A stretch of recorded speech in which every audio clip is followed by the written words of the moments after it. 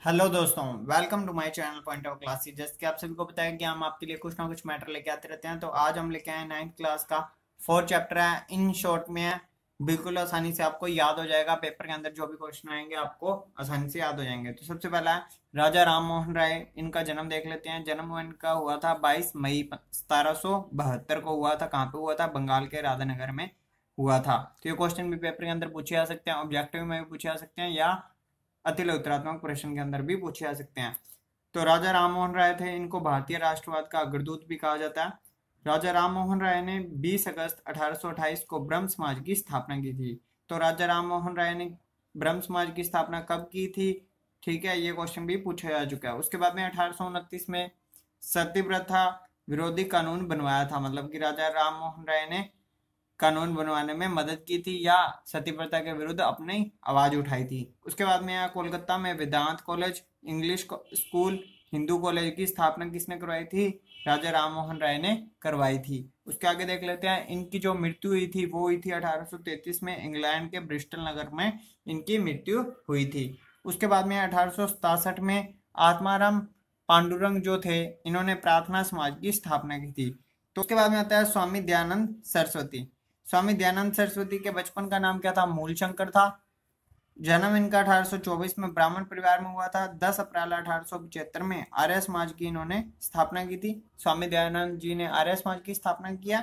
उसके बाद में 10 अप्रैल 1875 को आर्य समाज की स्थापना हो गई है। उसके बाद में स्वराज्य जो शब्द था उसका सबसे पहला प्रयोग किसने किया था? स्वामी दयानंद सरस्वती ने ही किया था। उसके आगे देख लेते हैं। उसके बाद इनकी जो मृत्यु हुई है वो हुई है 30 अक्टूबर 1883 को। अजमेर से यात्रा कर रहे थे, वहां पे इनकी मृत्यु हुई थी। उसके बाद में आता है स्वामी विवेकानंद जी। तो स्वामी विवेकानंद जी हैं, इनके बचपन का नाम क्या था? नरेंद्र नाथ था। ठीक है, इनका जन्म कब हुआ था? 12 जनवरी 1863 को बंगाल में इनका जन्म हुआ था। 1881 में परमहंस से इनकी भेंट हुई थी, मुलाकात हुई थी, जो कि इनके गुरु थे।